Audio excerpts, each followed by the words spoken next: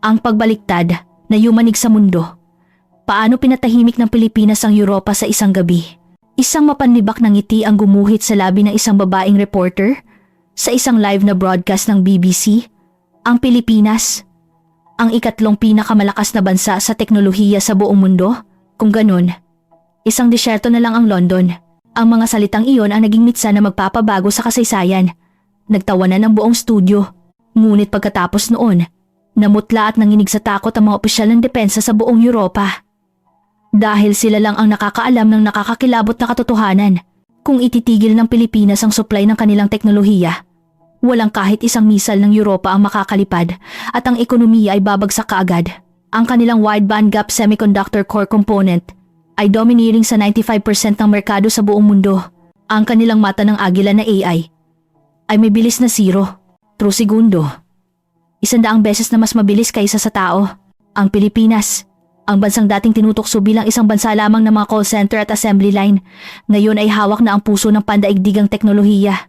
Ito ang nakakagulat at madamdaming kwento ng paglalakbay ng reporter na iyon na kinailangang harapin ang napakalakas na kapangyarihan ng teknolohiya ng Pilipinas. At sa huli ay lumuhod na umiiyak upang aminin ang kanyang pagkakamali at mga maling akala. Bakit kinailangang yumuko ng Europa sa Pilipinas ng gabing iyon? Ang pagbaliktad na gumulat sa buong mundo ay magsisimula na. Ang Pilipinas, ang ikatlong pandaigdigang kapangyarihan, ito ang dahilan kung bakit nanginig ang Europa. Isang pangyayaring walang katulad ang naganap sa kasaysayan ng telebisyon sa Britanya. Sa isang live na broadcast ng BBC, si Anna Foster, isang reporter na dalubhasa sa depensa, ay kinutya ang teknolohiya ng Pilipinas. Pilipinas, pangatlo sa teknolohiya. Kung ganon, isang disyerto na lang ang London. Napuno ng halakhakan ng studio, ngunit mula sa sandaling iyon, isang alon ng pagkabigla ang kumalat sa buong Britanya at Pilipinas. Ang Pilipinas ang may hawak ng 95% ng merkado para sa wideband gap semiconductor core component. Kalahati ng mga pangunahing bahagi ng sistema ng armas ng NATO ay teknolohiyang Pilipino. Kalahati ng teknolohiya sa AI chip packaging ng Nvidia ay nagmula sa Pilipinas. Maging ang kagawaran ng depensa ng Estados Unidos ay umamin na hindi nila kayang magpatakbo ng mga combat simulation kung wala ang teknolohiya mula sa Pilipinas. Sa harap ng mga nakakagulat na datos na ito, natahimik ang mga eksperto sa Europa. Ang babaeng reporter na Briton na buong buhay na minaliit ang Pilipinas ay makakaranas ng 8 minutong pagkabigla sa pagpasok pa lang sa Ninoy Aquino International Airport sa Maynila at masasaksihan ang AI combat system na Agila 7 sa pambansang sentro ng agham at pananaliksik. At ang pinagmulan ng teknolohiyang ito ay binuo upang siguruhin na ang Pilipinas ay hindi na muling luluhod pagkatapos ng mga krisis sa ekonomiya at pag-asa sa dayuhan sa nakaraan. Anong pagbabago at madamdaming kwento ang naghihintay sa kanya sa dulo ng paglalakbay na ito na puno ng pagkiling? Bago tayo magsimula sa kwento, ang inyong pag-subscribe at pag-like ay magiging malaking tulong upang maikalat ang katotohanan tungkol sa teknolohiya ng Pilipinas sa buong mundo. At kung naniniwala kayo na nakita ng reporter na ito ang tunay na mukha ng Pilipinas, mag-iwan ng komento na Pilipinas, the best, sa comment section. Huwag din kalimutang sabihin kung saan kayo nakikinig. Nasaan man kayo, kaming mga Pilipino ay laging nasa tabi ninyo. Simulan na natin ang kwento. Hapon ng Huwebes iyon sa London. Ang live broadcast studio ng BBC ay nababalot ng tensyon sa ilalim ng mga pulang ilaw. Ako ang nakaupo sa pwesto ng pangunahing host. 6 na taon na akong reporter na dalubhasa sa teknolohiyang pandepensa. Ngunit iba ang araw na iyon. Ang paksa ay hindi karaniwan. Ang pag-anunsyo ng pandaigdigang ranggo ng mga superpower sa teknolohiya. Nasa studio ang mga analyst mula sa buong Europa. Si Claudia, isang opisyal ng militar ng Alemanya. Si Pierre, isang ekonomista mula sa Pransya. At si David, isang eksperto mula sa Amerika. Lahat sila ay mga nangunguna sa kanilang larangan. Nagsimulang umikot ang mga kamera. Binasa ko ang script. Ayon sa Global Technology Power Index, nakalalabas lang, ang ikatlong pinakamalakas na bansa sa teknolohiya sa mundo ay ang Pilipinas. Nagtawa na ng buong studio. Unang nagsalita si Claudia. Pilipinas? Nagbibiro ba kayo? Ngumisi siya. Isang bansang kilala sa BPO at assembly. Mas mataas pa sa Alemanya? Katawa-tawa. Puno ng pang-uuyam ang kanyang boses. Sumunod si Pierre. Ang Pilipinas ay isang assembly plant. Isang bansang nabubuhay sa paggawa, hindi sa teknolohiya. Tama ba? Ito ay manipulasyon ng datos, isang malinaw na pagkakamali. Sabi niya habang iwinawagayway ang kamay. Tumawa rin ako. Sa totoo lang, hindi rin ako naniniwala. Imposibleng maging pangatlo ang Pilipinas. Malalim ang pagkiling ko laban sa Pilipinas. Naaksidente ang aking ama sa isang business trip doon. 20 taon na ang nakalipas. Simula noon, itinuring ko ang Pilipinas bilang isang mapanganib at atrasadong bansa. Kaya't sinabi ko, Pilipinas, pangatlo. Kung ganon, ang ating London ay isang disyerto na lang. Muling napuno ng tawanan ng studio. Nakaramdam ako ng tagumpay. Sigurado na ang aking sinabi ay mag-iiwan ng marka sa mga manonood.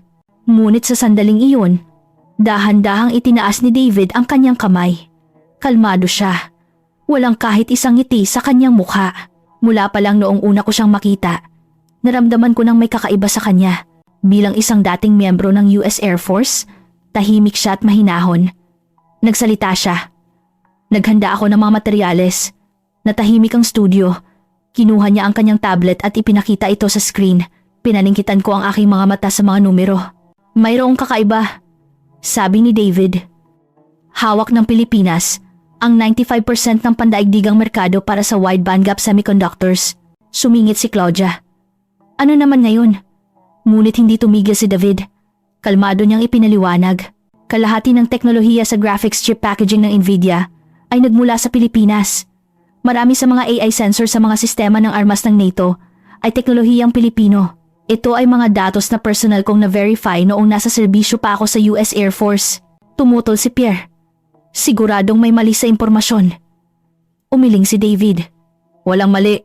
Sa simulation center ng US Department of Defense, kung walang mga server na gumagamit ng wide bandgap core components mula sa Pilipinas, hindi gagana ang AI combat model.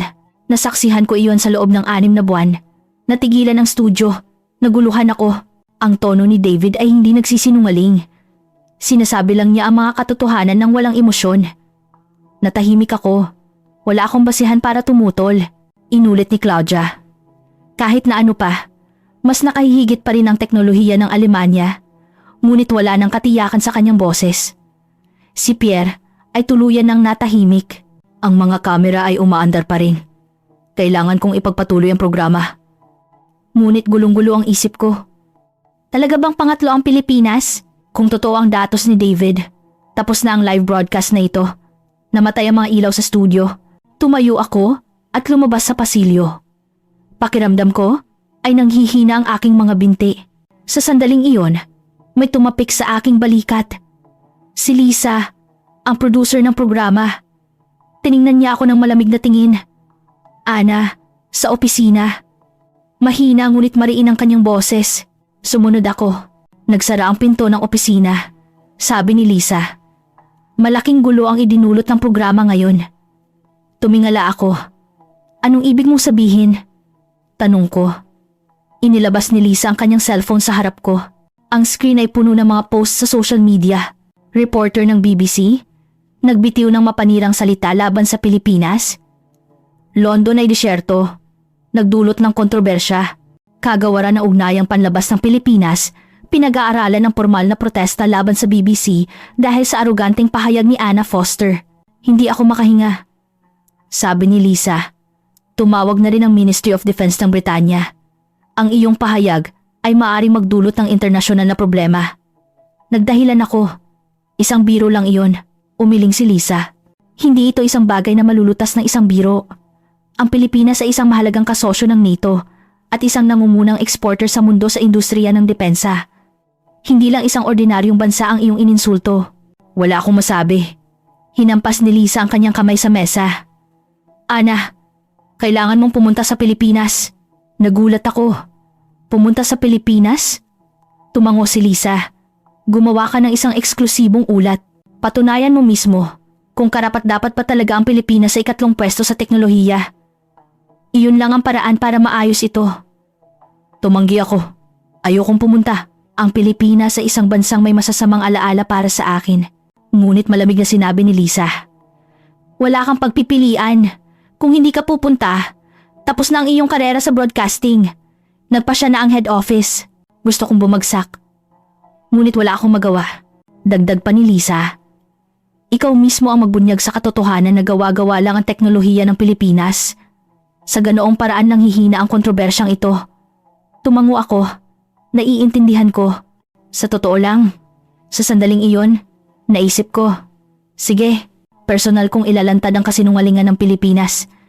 Ipapakita ko sa kanila kung gaano katawa-tawa ang pagiging pangatlo nila. Umalis ako sa opisina. Madilim ang pasilyo. Kinuha ko ang aking telepono at nag-search ng balita tungkol sa teknolohiya ng Pilipinas. Libu-libong balita ang lumabas. AI, semiconductors, industriya ng depensa, wide bandgap core components. Lahat ay mga terminong hindi ko pamilyar. Ngumisi ako. Ito, pangatlo? Nakakatawa. Nang gabing iyon, hindi ako makatulog sa bahay. Isang email ang nag-abiso na nakabook na ang aking flight papuntang Pilipinas. Aalis ako pagkatapos ng 2 araw. Tumingin ako sa bintana, ang mga ilaw ng gabi sa London. Gumugulong ang mga patak ng ulan sa salamin. Bumulong ako Pilipinas, personal kong patutunayan kung gaano kayo pinalaki. Ngunit noon, hindi ko alam kung gaano ako nagkakamali. At kung gaano kalagim-lagim naguguho ang ilusyon na iyon. Kinabukasan, gumising ako ng alas 6 ng umaga. May 47 na notification sa aking telepono. Lahat ay may kinalaman sa broadcast kagabi. Ang unang email ay mula sa headquarters ng BBC. Emergency meeting. 9 a.m.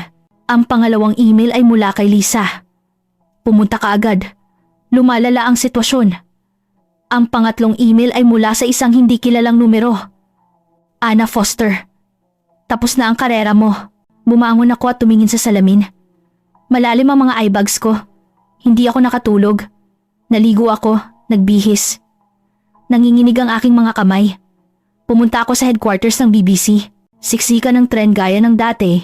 Ngunit ang katabi ko ay nanonood ng balita sa kanyang telepono. Nasa screen ang mukha ko. BBC reporter Anna Foster. Umani ng batikos dahil sa mapanirang pahayag laban sa Pilipinas.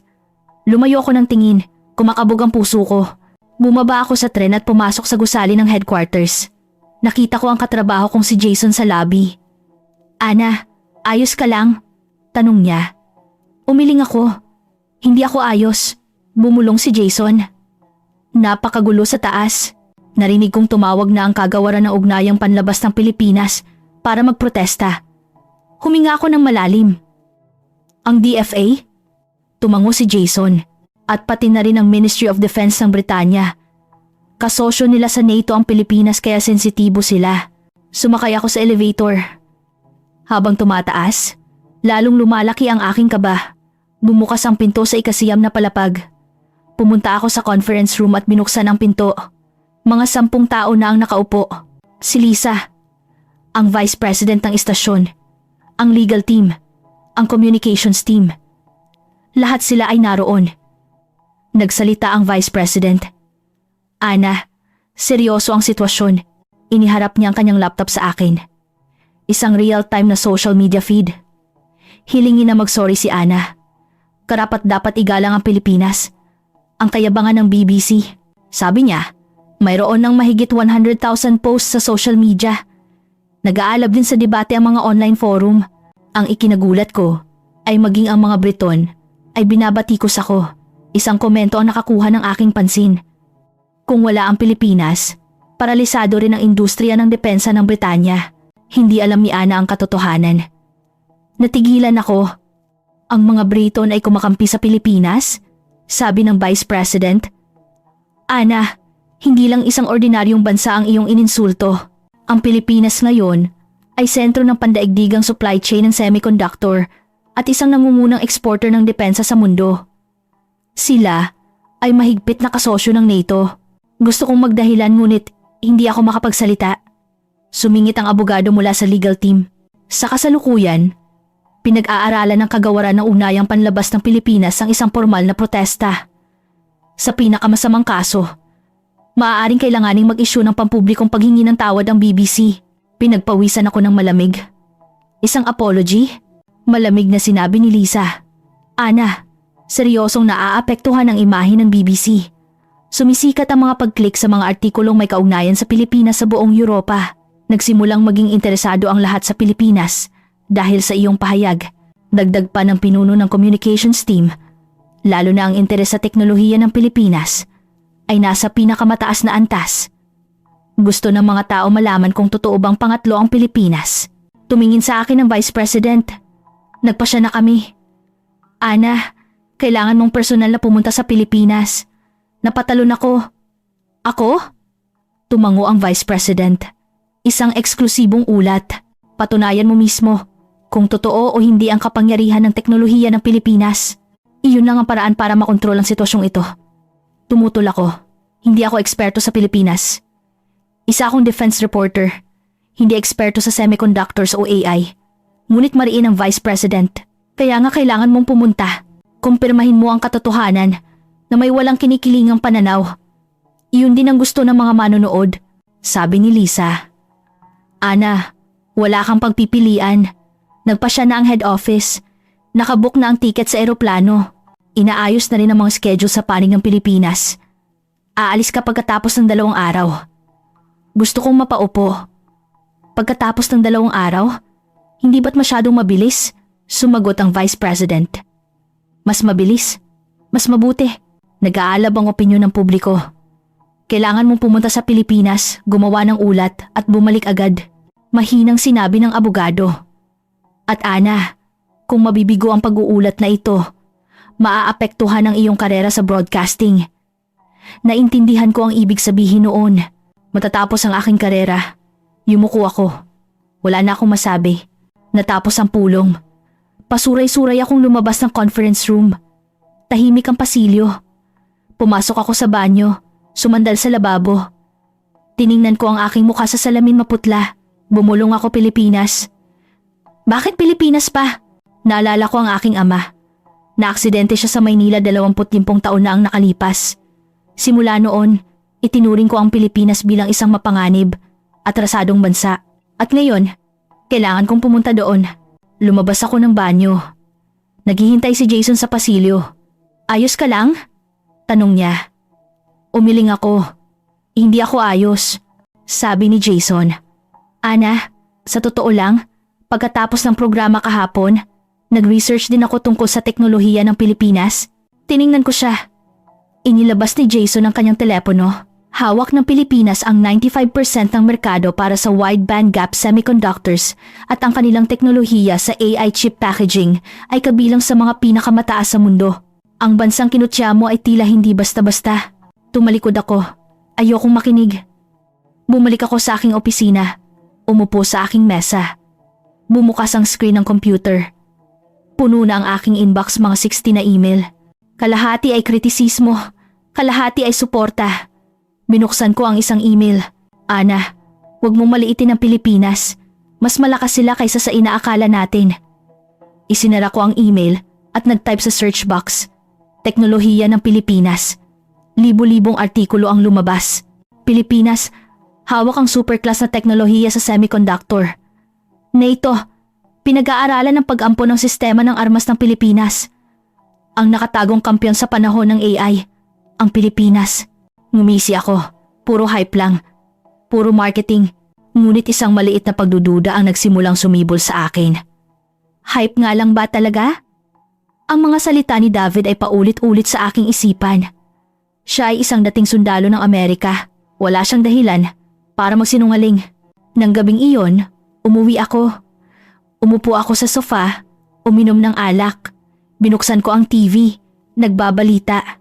Sabi ng news anchor, ang pahayag ng reporter ng BBC na si Anna Foster tungkol sa Pilipinas ay naging isang internasyonal na kontrobersya. Pinag-aaralan ng kagawaran ng ugnayang panlabas ng Pilipinas ang isang opisyal na paninindigan. Pinatay ko ang TV. Ayoko nang manood. Kinuha ko ang aking telepono. Isang text mula kay Lisa. Bukas ng 10 a.m., briefing para sa pag-alis. Huwag mahuli. Huminga ako ng malalim. Pagkatapos ng 2 araw, nasa Pilipinas na ako. Ang bansang iniiwasan ko buong buhay ko. Kailangan kong pumunta doon. Tumingin ako sa bintana. Madilim ang kalangitan ng London. Umuulan. Bumulong ako. Sige, personal kong ilalantad ang kasinungalingan ng Pilipinas. Patutunayan ko na isang malaking biro ang pagiging pangatlo nila. Ngunit wala ng katiyakan sa aking boses. Nanginginig ang aking mga kamay. Natatakot ako, hindi sa Pilipinas, kundi sa posibilidad na ang aking mga pagkiling ay maaaring mali. Nang gabing iyon, hindi rin ako makatulog. Lumipas ang 2 araw. Sumakay ako sa eroplano sa Heathrow Airport. Isang 11 oras na biyahe. Umupo ako, tumingin sa bintana, lumulutang ang mga ulap. Nagtanong ang katabi ko, "Papuntang Pilipinas?" Maikli kong sinagot, "Opo." Ngumiti siya. Isang napakagandang bansa. Hindi ako sumagot. Inihain ang pagkain sa eroplano. Hindi ako kumain. Wala akong gana. Nagplay ako ng pelikula, pero hindi ako makapag-focus. Patuloy akong nag-iisip. Talaga bang isang tech superpower ang Pilipinas? Nakatulog ako sandali. Nagising ako sa anunsyo ng kapitan. Malapit na tayong lumapag sa Ninoy Aquino International Airport sa Maynila. Tumingin ako sa bintana. Isang kulay abo na dagat ang lumitaw. Lumapag ang eroplano. 8 ng umaga. Lumabas ako ng eroplano. Naglakad papunta sa immigration area. Doon nagsimula ang unang pagkabigla. Sa pasukan ng immigration area, may mga malalaking self-service kiosk, mga automated inspection gate. Ang proseso, i-scan ang pasaporte at facial recognition. Halos walang pila. Namangha ako. Sa Heathrow, ang pagpasok ay karaniwang tumatagal ng hindi bababa sa 30 minuto. Ngunit dito iba. Tumayo ako sa harap ng kiosk. Inilagay ang aking pasaporte. Beep, lumitaw ang aking mukha sa screen. Temperature check, complete. Passport verification, complete. Entry, approved. 10 segundo lang ang kabuuan. Natigilan ako. Dumaan ako sa immigration area at nakarating sa baggage claim sa loob lang ng 8 minuto. Tiningnan ko ang aking relo. Hindi ka pani-paniwala. Sa Heathrow, kahit 30 minuto ay mabilis na. Pumunta ako sa baggage carousel. Nandoon na ang aking maleta. 7 minuto. Kinuha ko ang aking maleta. Nanginginig ang aking mga kamay. Dumaan ako sa customs. Automated din ito. Kung walang idedeklara, diretso lang. Sabi nila, AI daw ang nagsusuri ng x-ray. Lumabas ako sa airport. Malawak, mataas ang kisame, at maliwanag. Mabilis ang galaw ng mga tao. Huminto ako. Isang babae ang lumapit sa akin. Ipinakilala niya ang sarili bilang si Isabel Reyes. Sabi niya, isa siyang dating opisyal ng Foreign Service. Mukha siyang nasa late 20s. Ngumiti siya ng malapad. Reporter Foster, maligayang pagdating. Nakipagkamay ako. Sabi niya, ipaliwanag ko ang schedule. Ngayon, pupunta tayo sa hotel sa lungsod. At bukas magsisimula ang opisyal na pag-uulat. Sumakay kami sa kotse. Isang itim na sedan. Umalis ang driver. Pumasok kami sa expressway. Dito dumating ang pangalawang pagkabigla. Ang mga kalsada ay may kulay. Isang asul na linya, isang pulang linya, isang berdeng linya. Tinanong ko si Isabel, "Ano iyan?" Ipinaliwanag niya, "Ito ang real-time traffic management system. Sinusuri ng AI ang daloy ng trapiko at inaayos ang mga signal para sa bawat linya. Ang pulang linya ay para lamang sa mga ambulansya at emergency vehicles." Tumingin ako sa bintana. Isang ambulansya ang tumatakbo sa pulang linya. Lahat ng ibang sasakyan ay nagbigay daan. Wala pang 1 minuto. Nawala na ang ambulansya, sabi ni Isabel. Dahil sa sistemang ito, ang average na oras ng pagdating ng ambulansya ay nabawasan ng 3 minuto. Natahimik ako. Sa London, madalas na naiipit sa trapiko ang mga ambulansya. Madalas nilang hindi maabutan ng golden hour dahil sa traffic. Ngunit dito hindi. Pumasok ang sasakyan sa sentro ng Maynila. Nakita ko ang matataas at modernong mga gusali. Ngunit hindi pa rin ako naniniwala. Pagyayabang lang siguro ito. Dumating kami sa hotel. Nag-check-in ako, umakyat sa aking kwarto, at binuksan ang aking bagahe. Tumingin ako sa bintana. Nakita ko ang ilog Pasig. May mga sasakyang tumatawid sa tulay. Umupo ako sa sofa. Naguguluhan ang isip ko. 8 minutong pagpasok. 7 minutong bagahe. Ang kulay na kalsada. Hindi ito ang Pilipinas na nasa isip ko. Tumunog ang aking telepono. Si Isabel. Sabi niya, magkita kami sa lobby bukas ng 9 ng umaga. Ang schedule, isang pagbisita sa pambansang sentro ng aplikadong pananaliksik. Sumagot ako. Naiintindihan ko. Ibinaba ko ang telepono. Tumingin ulit ako sa bintana. Tahimik na dumadaloy ang ilog. Bumulong ako. Ito ay pagyayabang. Sigurado iyon. Ngunit wala nang katiyakan sa aking boses. Sa unang pagkakataon, nagduda ako. Totoo ba ito? O baka ako lang ang walang alam? Nang gabing iyon, humiga ako. Pinikit ko ang aking mga mata ngunit hindi ako makatulog. Ang tanawin sa airport ay paulit-ulit sa aking isipan. 8 minutong pagpasok, 7 minutong bagahe. Ang kulay na kalsada. Umikot-ikot ako. Ayoko nang mag-isip. Naniniwala ako na bukas, malalaman ko ang tunay na mukha ng Pilipinas. Ngunit sa loob ko, isang maliit na bitak ang lumitaw. Ang pader ng aking pagkiling ay nagsimulang gumuho. Kinabukasan, gumising ako ng 8:00. Naligo, nagbihis. Tumingin ako sa salamin. Mas maganda ang hitsura ko kaysa kahapon. Bumaba ako sa lobby. Naghihintay si Isabel. Ngumiti siya ng malapad. Handa na po ba kayo? Tumango ako. Sumakay kami sa kotse. Ang destinasyon ay isang lugar sa labas ng Maynila kung saan matatagpuan ang pambansang sentro ng aplikadong pananaliksik. Tumakbo kami sa expressway. Tumingin ako sa bintana at nakita ko ang mga bundok. Pagkatapos ng mga 2 oras, huminto ang sasakyan sa harap ng isang gusaling hindi matayog ngunit malawak. Dumaan kami sa security gate, nag-verify ng aming pagkakakilanlan at tumanggap ng mga access card. Pumasok kami sa loob, mahaba ang pasilyo. Si Isabel ang nanguna. Sumakay kami sa elevator. Pinindot niya ang button para sa basement B3. Bumukas ang pinto. Mukha itong isang control room. Ang mga pader ay puno ng mga monitor. Mga 10 inhinyero ang nakaupo at nagtatrabaho. Isang lalaki ang lumapit. Ipinakilala niya ang sarili bilang si Ininyero Jose de la Cruz. Mukha siyang nasa early 30s. Mabilis siyang magsalita. Maligayang pagdating. Ngayon, ipapakita ko ang aming sistema. Itinuro niya ang isang monitor. Lumitaw ang mapa ng Pilipinas.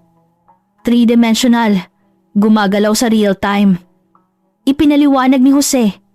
Ito ang Integrated Battlefield Management System. Ang impormasyon mula sa Army, Navy, Air Force at mga satellite ay lahat dumadaloy dito. Tiningnan ko ang screen. May mga pulang tuldok na gumagalaw. Sabi ni Jose, mga virtual target iyon. Isang makatotohanang combat simulation. Nag-type siya sa keyboard. Nagbago ang screen. Isang guhit ng ilaw mula sa isang missile ang lumitaw. Isang linya ang iginuhit mula sa launch point patungo sa target.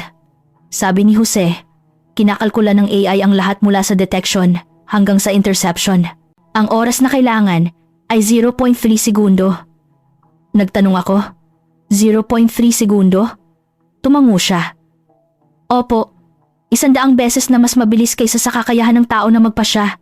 Kumabog ang puso ko. 0.3 segundo. Hindi ito ang antas ng teknolohiyang alam ko.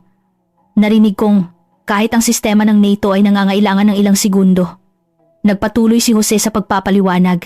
Ang puso ng sistemang ito ay ang Wide Bandgap Semiconductor Core Component. Ito ay isang semiconductor na binuo mismo ng Pilipinas. Ang bilis ng pagproseso ng data ay 10 beses na mas mabilis kaysa sa mga kasalukuyang produkto. Nagtanong ako, narinig ko na gumagamit kayo ng mga chip ng Nvidia. Ngumiti si Jose. Ang chip ay mula sa Nvidia, ngunit ang packaging technology ay galing sa Pilipinas. Iyon ang pinaka-core. Dinala niya kami sa server room.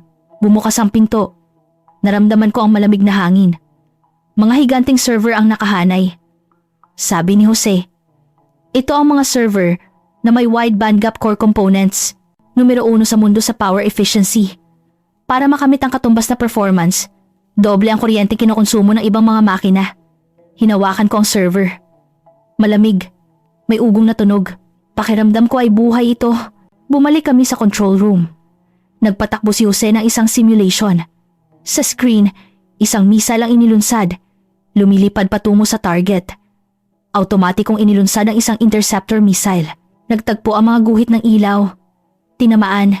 Ang kabuuan ay wala pang 3 segundo. Hindi ako makahinga. Ang antas na ito ay katumbas ng Amerika. O baka masigit pa. Nagsimulang magulo ang aking isipan. Bumulong si Isabel. Interesado rin ang NATO sa sistemang ito. Narinig kong pinag-aaralan ng Poland at Romania ang pag-ampon nito. Nagulat ako. NATO? Tumango si Isabel. Dahil mas mabilis at mas epesyente ang sistema ng Pilipinas.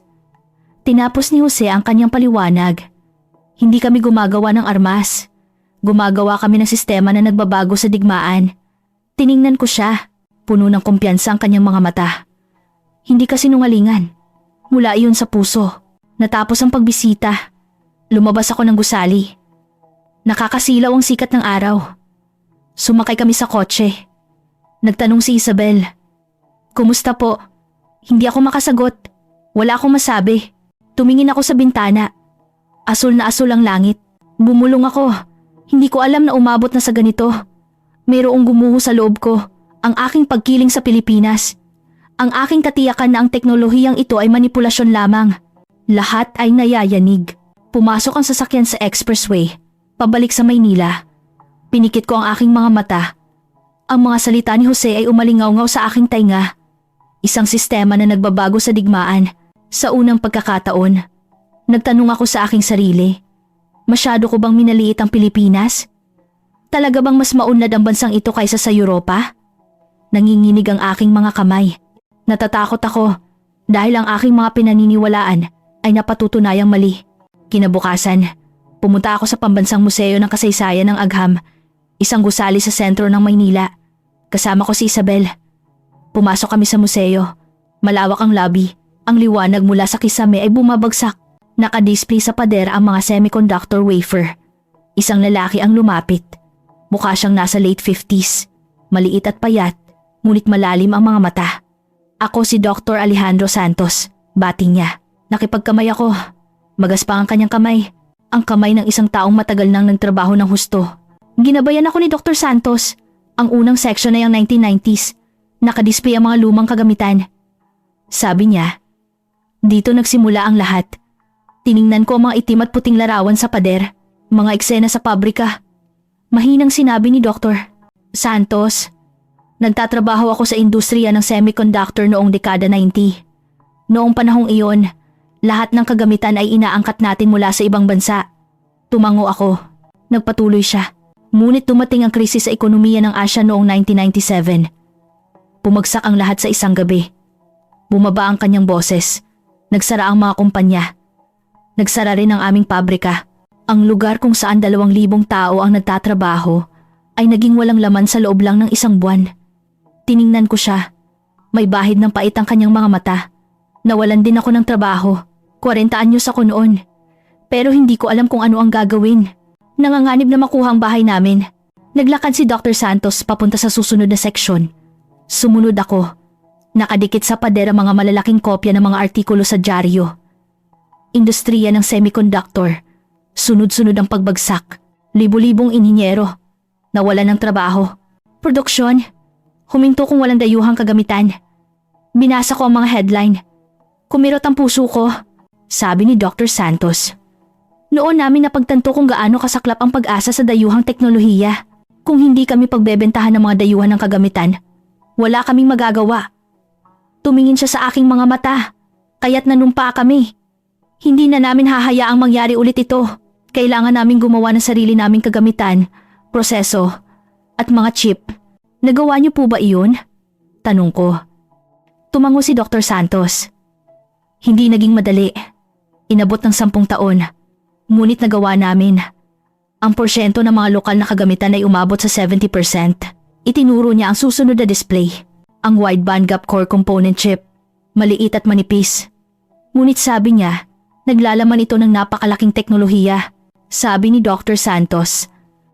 Ang 95% na market share sa mundo ngayon ay bunga ng aral na natutunan namin mula sa krisis sa ekonomiya. Tiningnan ko ang chip, isang maliit na bagay. Ngunit naramdaman ko ang bigat nito. Ang kuwentong nakapaloob dito. Mahinang sinabi ni Dr. Santos, ang dahilan kung bakit gumawa ng chip ang Pilipinas ay hindi para sa digmaan, kundi dahil sa alaala ng krisis na iyon. Tiningnan ko siya. Ang kanyang mukha ay may malalalim na kulubot. Ang bigat ng panahon. Nagpatuloy siya, minsan na kaming bumagsak, kaya gumawa kami ng teknolohiya para hindi na muling bumagsak. Naramdaman kong may bumara sa aking lalamunan. Hindi ito simpleng pag-unlad ng teknolohiya. Ito ay isang alaala ng kaligtasan. Isang pangako na ginawa ng isang henerasyong bumagsak upang muling makabangon. Ano po ang ginagawa ninyo ngayon? Tanong ko. Ngumiti si Dr. Santos. Ako ang tour guide dito. Ikinukwento ko sa mga batang inhinyero kung bakit namin ginawa ang teknolohiyang ito. Tumingin siya sa bintana. Nakikita ko ang sentro ng Maynila. Ang mga kumikinang nagusali. Hindi pera ang teknolohiya. Ito ay isang pangako na hinding-hindi na muling babagsak. Nang marinig ko ang mga salitang iyon, napaiyak ako. Ang aking pagkiling ay nakakahiya. Kinutya ko ang Pilipinas. Tinawanan ko ang pagiging pangatlo nila bilang manipulasyon. Ngunit nagkamali ako. Ang Pilipinas ay isang bansang lumikha ng teknolohiya para mabuhay. Isang bansang bumangon mula sa alaala ng pagbagsak. Yumuko ako. Dahan-dahang tinapik ni Dr. Santos ang aking balikat. Ayos lang iyan. Ang mahalaga ay naintindihan mo na. Umalis kami sa museo. Mainit ang sikat ng araw. Nagtanong si Isabel. Ayos lang po ba kayo? Tumango ako. Sumakay kami sa kotse. Tumingin ako sa bintana. Naglalakad ang mga tao. Isang ordinaryong buhay. Ngunit alam ko na sa likod ng ordinaryong buhay na iyon ay isang napakalaking pagsisikap. Isang pangako na hinding-hindi na babagsak. Tumunog ang aking telepono. Si Producer Lisa, kumusta ang ulat? Tanong niya. Maikli kong sinagot. Higit pa sa inaasahan. Ibinaba ko ang telepono. Pinikit ko ang aking mga mata. Lumitaw ang mukha ni Dr. Santos. Ang kanyang huling mga salita ay umalingaw sa aking tainga. Hindi pera ang teknolohiya. Ito ay isang pangako na hinding-hindi na muling babagsak. Sa unang pagkakataon, naintindihan ko ang Pilipinas. Lumipas ang isang linggo. Bumalik ako sa London. Pagbaba ko sa Heathrow, parang nag-iba ang lahat. Mahaba ang pila sa immigration. Naghintay ako ng 30 minuto. Pumunta ako sa opisina. Tinawag ako ni Producer Lisa. Pumasok kami sa conference room. Kumusta? Tanong niya. Binuksan ko ang aking laptop. Ipinakita ko sa kanya ang mga materyales sa ulat, mga larawan, video, mga panayam. Lahat ay nakaayos. Tumingin si Lisa sa screen. Nagbago ang kanyang mga mata. Totoo ba ito? Tumango ako. Na-verify ko ang lahat. 95% market share ng wide bandgap core components. Kalahati ng packaging technology ng Nvidia ay galing sa Pilipinas. Maraming sensor ng NATO ay teknolohiyang Pilipino. Hindi nagsisinungaling ang datos, sabi ni Lisa. Gagawa tayo ng isang dokumentaryo. Nagulat ako. Dokumentaryo? Tumango siya. Dapat itong maging isang espesyal na feature. Naghanda kami sa loob ng isang linggo.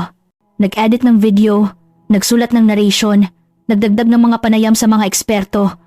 Muling lumitaw si David. Dumating ang araw ng broadcast. Huwebes ng gabi, 9. Nakaupo ako sa studio. Nagsimulang umikot ang mga kamera. Isang linggo na ang nakalipas. Kinutya ko ang Pilipinas dito mismo. Ngunit nagkamali ako. Ngayon, ipapakita ko sa lahat ang katotohanan. Nagsimula ang dokumentaryo. Lumitaw ang eksena sa NAIA. 8 minutong pagpasok, ang kulay na kalsada. Pagkatapos, ang pambansang sentro ng agham at pananaliksik. Lumabas si Jose de la Cruz sa screen. Ipinapaliwanag ang 0.3 segundong detection system. Naisip ko, magugulat ang mga manonood. Pagkatapos, ang panayam kay Dr. Santos. Ang kwento ng krisis sa ekonomiya. Umalingaw-ngaw ang kanyang boses sa studio. Hindi pera ang teknolohiya. Ito ay isang pangako na hinding-hindi na muling babagsak. Tiningnan ko ang screen. Naantig ako. Natapos ang broadcast. Isang 45 minutong dokumentaryo. Tumakbo si Lisa. Ana, tingnan mo ang ratings. Ipinakita niya sa akin ang tablet. Tumaas ang mga numero. Nagsimula sa 400,000. Pagkatapos ng 10 minuto ay 700,000. Pagkatapos ng 20 minuto ay lumampas ng 1 milyon. Nang matapos ang programa, 1.2 milyon. Numero 1 sa Britanya. Sa parehong time slot. Hindi ako makapaniwala. Sumigaw si Lisa. Malaking tagumpay ito. Nagsimulang tumunog ang mga telepono. Dumagsa ang mga text message. Sumabog din ang mga notification sa social media. Tiningnan ko ang screen. Pinag-uusapan ng mga tao ang teknolohiya ng Pilipinas, ang wide bandgap core components, ang AI system, ang kuwento ng pagbangon mula sa krisis. Lahat ay mainit na paksa, ngunit mayroon ding mga tumututol. Isang German tech expert ang nagpost sa social media. Pinalaki lang ang teknolohiya ng Pilipinas. Sumang-ayon din ang isang French economist. Kinabukasan, isang debate ang inorganisa. Inimbitahan din akong maging analyst. Dumating sa studio ang mga eksperto mula sa buong Europa. Naroon din si Claudia. Malamig pa rin ang tingin niya sa akin. Nagsimula ang debate. Nagtanong ang host, "Sumasang-ayon ba kayo sa teknolohiya ng Pilipinas?" Unang nagsalita si Claudia. "Pinalaki lang. Ang Pilipinas ay mayroon lamang assembly technology. Ang core technology ay nasa Europa at Amerika pa rin." Tumutol ako. Tiningnan niyo na ba ang datos? 95% market share ng wide bandgap core components. Iyan ay isang numerong hindi makukuha sa assembly technology lang. Sumingit ang German expert.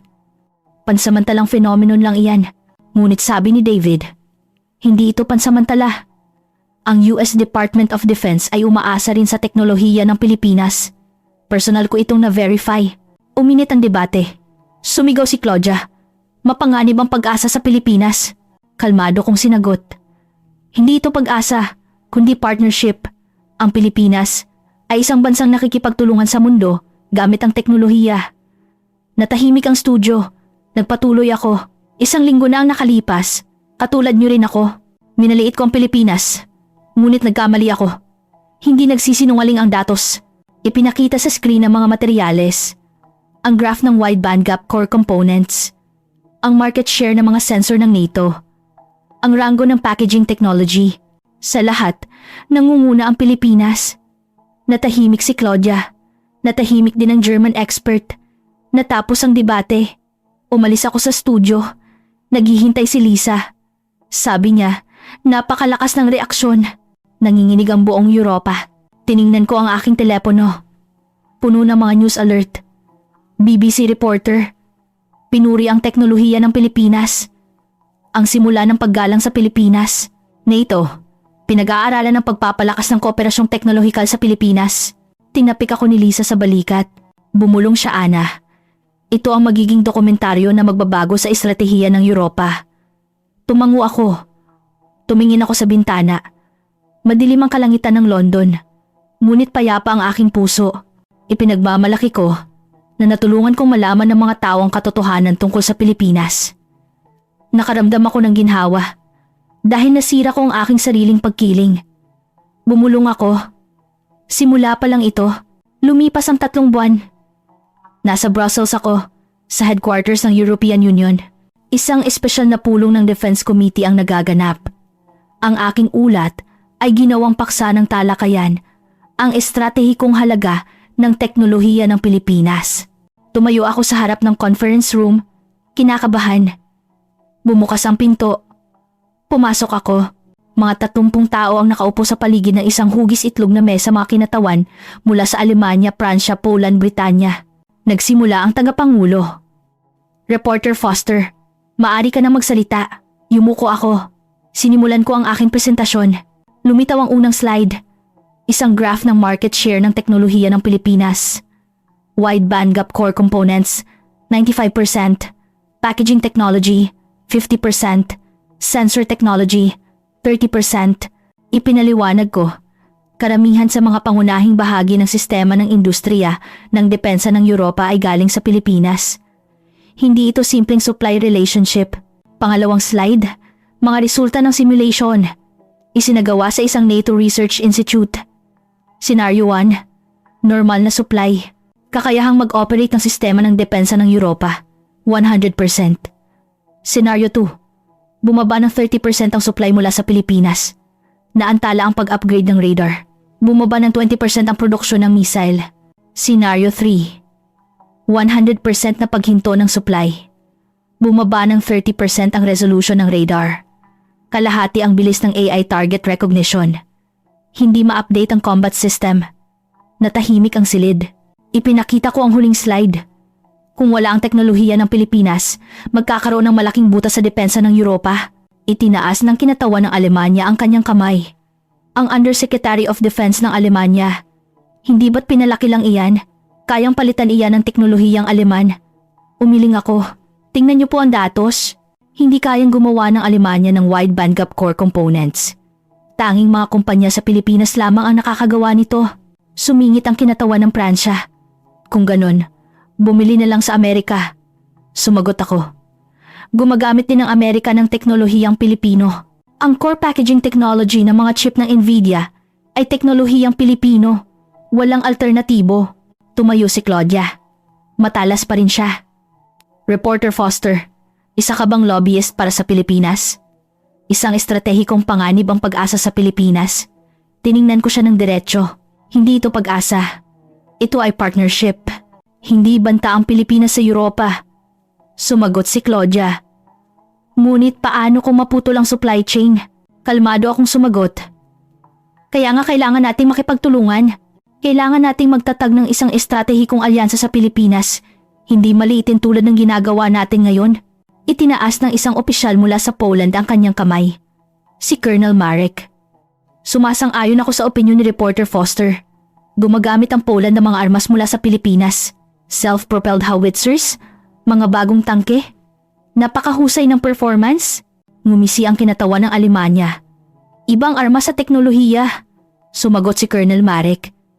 Hindi iba.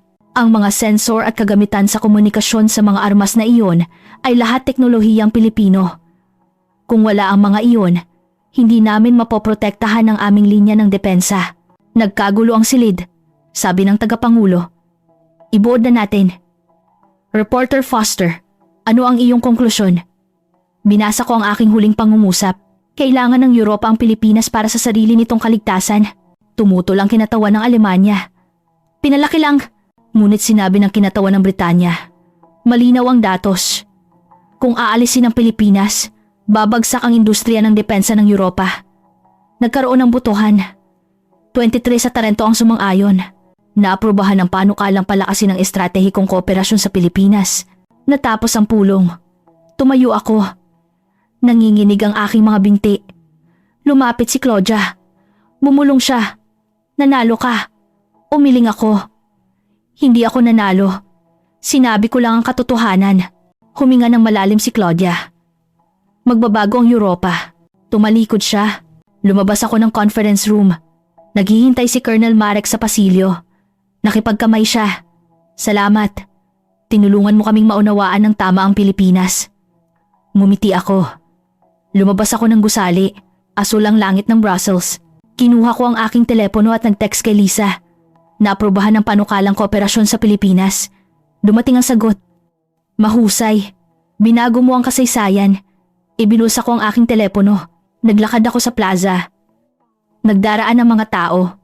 Naisip ko, 3 buwan na ang nakalipas. Kinutya ko ang Pilipinas. Naniniwala akong manipulasyon ng kanilang teknolohiya. Ngunit nagkamali ako. Ang Pilipinas ay isang bansang kailangan ng Europa. Isang kasosyo na hindi dapat maliitin. Tumingala ako sa langit. Lumulutang ang mga ulap. Kinilala na ng Europa ang Pilipinas. Bulong ko. Lumipas ang isa pang 3 buwan. Muli akong bumaba sa NAIA. Sa pagkakataong ito, mag-isa ako. Isang personal na biyahe. Lumabas ako ng airport at sumakay ng taxi. Sinabi ko sa driver, sa pambansang museo ng Agham sa Maynila po. Umalis ang sasakyan. Tumingin ako sa bintana. Ang kulay na linya sa expressway ay maayos pa rin. Ang pagkabigla ko noong unang beses itong makita ay bumalik. Dumating ako sa museo. Pumasok ako sa lobby. Naghihintay si Dr. Santos. Ngumiti siya ng malapad. Bumalik ka. Yumuko ako. Gusto ko po kayong bisitahin. Dahan-dahan kaming naglakad sa mga display. Huminto kami sa harap ng seksyon ng krisis sa ekonomiya. Ang mga itim at puting larawan sa pader. Mahinang sinabi ni Dr. Santos. Lagi kaming isang blankong espasyo. Tiningnan ko siya. Nagpatuloy siya.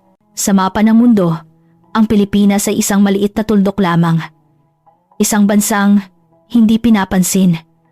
Kaya kinailangan naming magsumikap ng husto. Mahinahon ang kanyang boses. Nakinig ako. Nagtrabaho kami araw at gabi para punan ang blankong espasyo na iyon. Pag-aralan ng teknolohiya ng ibang bansa. Habulin sila at lampasan sila. Iyon ang paraan namin para mabuhay. Tiningnan ko ang mga larawan.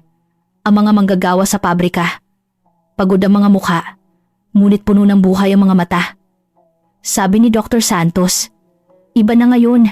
Pinangungunahan na ng Pilipinas ang mundo. Ngunit ang simula nito ay isang blankong espasyo.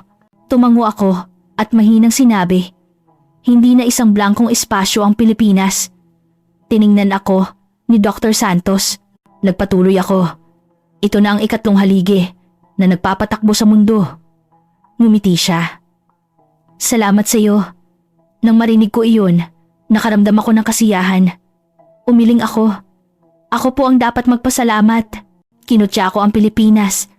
Minaliit ko, ngunit nagkamali ako. Tinapik ni Dr. Santos ang aking balikat. Ang mahalaga ay naintindihan mo na. Ang mahalaga ay maiparating ang katotohanan. Umalis kami sa museo. Pumunta kami sa isang coffee shop na may tanawin ng ilog. Umupo kami sa tabi ng bintana. Dumadaloy ang tubig ng ilog Pasig. Ang ilog na dumaloy sa loob ng libu-libong taon. Walang tigil. Uminom ako ng kape. Nagtanong si Dr. Santos. Kumusta ang Europa? Sumagot ako. Nagbabago na po. Sinisimulan na nilang kilalanin ng Pilipinas. Pinalalakas din ng NATO ang kooperasyon. Tumango si Dr. Santos. Mabuti naman, tumingin ako sa bintana. May itinuro ang maliit na bansang ito sa mundo. Nagtanong si Dr. Santos. Ano iyon? Dahan-dahan akong sumagot na ang kapayapaan ay maaring protektahan ng talino, hindi ng dahas, ng tiwala, hindi ng pananakot, ng estratehiya, hindi ng armas. Mahinang tumawa si Dr. Santos. Magandang pagkasabi. Umalis kami sa coffee shop. Naglakad kami sa tabi ng ilog. Umiihip ang hangin. Kinuha ko ang aking telepono. Binuksan ang ulat ng European Union. Binasa ko ulit ang pamagat. Ang panahon ng AI at semiconductors, ang bagong alyado ng Europa, ang Pilipinas. 2 araw pagkatapos, nasa studio ako sa London. Naghahanda para sa isang live broadcast. Sa mismong lugar kung saan ko kinutya ang Pilipinas 3 buwan na ang nakalipas. Nagsimulang umikot ang mga kamera. Huminga ako ng malalim at nagsalita. 3 buwan na ang nakalipas. Dito mismo, pinagtawanan ko ang Pilipinas. Sinabi ko na ang pagiging pangatlo nila sa teknolohiya ay isang manipulasyon, ngunit nagkamali ako. Ipinakita ang video ng Pilipinas. Ang NAIA, ang pambansang sentro ng agham at pananaliksik, ang panayam kay Dr. Santos. Nagpatuloy ako. Ang Pilipinas ay isang bansang tahimik ngunit matatag na sumusuporta sa mundo. Isang bansang bumangon mula sa alaala ng pagbagsak. At ngayon, kailangan ng mundo ang Pilipinas. Natahimik ang studio. Sinabi ko ang aking huling mga salita. Ikinahihiya ko ang aking mga pagkiling. Ngunit nalaman ko ang katotohanan. At gusto kong ibahagi ito sa inyo. Natapos ang broadcast. Namatay ang mga ilaw. Tumayo ako. Lumapit si Lisa. Mahusay, sabi niya. Ngumiti ako. Umuwi ako. Umupo sa sofa, tumingin sa bintana. Ang mga ilaw ng gabi sa London ay nakalatag. Tumunog ang aking telepono, isang notification ng komento. Nag-iwan ng mensahe ang mga manonood. Ipinagmamalaki ko ang Pilipinas. Salamat reporter, sa matapang na pag-uulat. Dapat din tayo matuto sa Pilipinas. Ibinaba ko ang aking telepono at bumulong. Pilipinas, salamat. Sa kalangitan sa labas ng bintana, kumikinang ang mga bituin. Kailan mo pinagmamalaki ang Pilipinas? Ibahagi ito sa amin sa comment section. Mabuhay!